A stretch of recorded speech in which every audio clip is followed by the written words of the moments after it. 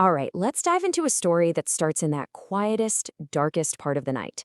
It all kicks off with the dog barking at, well, at nothing.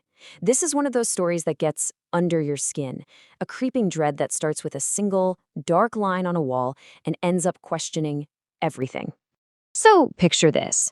The clock on the nightstand glows 2:17 a.m. You know that hour, right? It's when the world is completely asleep.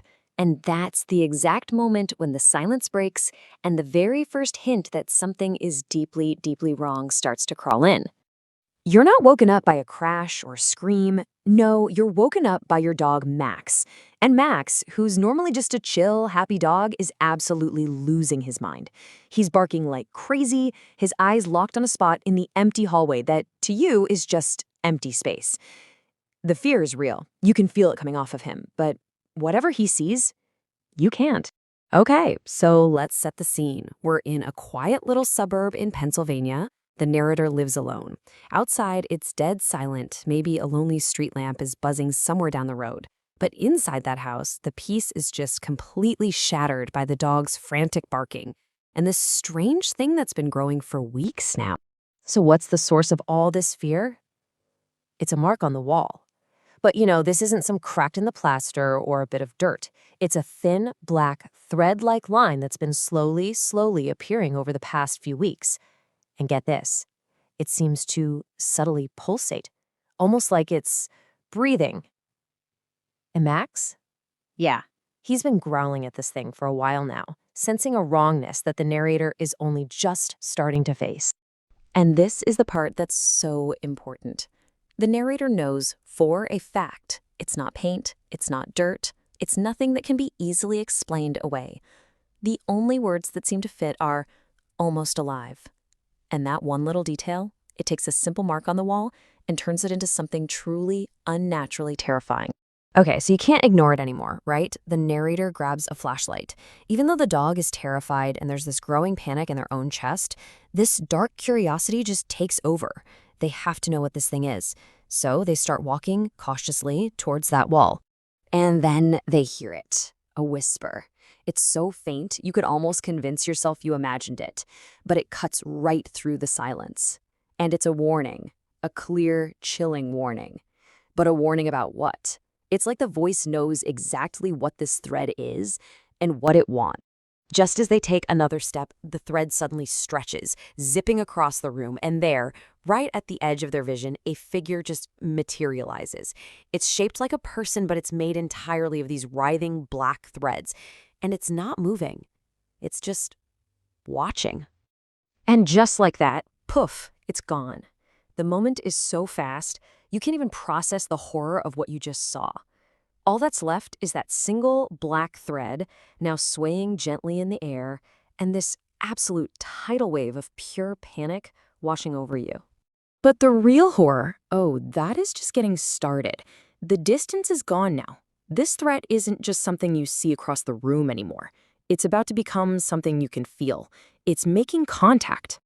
As the narrator stumbles back, terrified, the thread touches them. It clings to their hand. And the feeling, they describe it as cold. And there's that word again, sentient. It feels like a living thing, purposefully latching on.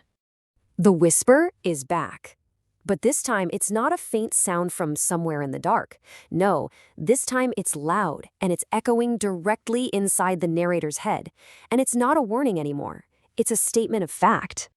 And there it is, the horrifying climax of the whole encounter. This thread isn't some random thing on the wall. It's a predator, and it just made its choice. The hunt is over. The narrator is the prey. After what feels like an eternity, the immediate danger is gone. But the terror doesn't go away. Oh no, it just changes. It settles into this quiet, suffocating dread that even the bright light of morning can't seem to chase away. So the morning after brings this really eerie calm. That black thread on the wall, completely gone. And Max, the dog who was barking and growling his head off, now he's just sitting there, silent, unblinking, staring at a corner. The absolute terror of the night has been replaced by this deeply unnerving quiet and a brand new, very disturbing clue. So the black thread might be gone, but a new one has appeared. This one is different. It's faint, silvery, and it looks like it's been etched right into the floorboards. And just like the first one, it pulses, just slightly. This isn't just something left behind. It feels like an invitation. A deliberate path leading down, straight to the basement stairs. The narrator hasn't gone down there. Not yet. I mean, who would? They're trying to explain it away, to convince themselves it was all some horrible nightmare. But deep down, they know it wasn't. They can feel it, calling to them, trying to lure them into a darkness they might never come back from. And this is that moment of awful realization. There's no escaping this. You can't run from it. You can't ignore it. This thing has chosen, and there's this grim, inevitable feeling of acceptance setting in. The thread is going to get what it wants. The narrator just knows that whisper is coming back tonight, and they know what it's going to say. This wasn't a one-time thing. It's a process. And whatever this thing is, it's relentless, it's patient, and it absolutely will not stop until it has what it came for. So, what are we left with after a story like this?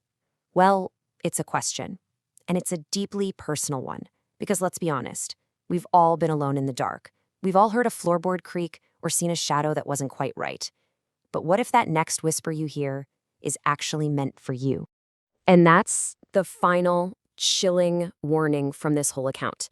Pay attention to the little things that feel wrong, the sounds that don't belong, the shadows that move when they shouldn't, because according to this story, that first whisper, well, it might just be your last chance to listen.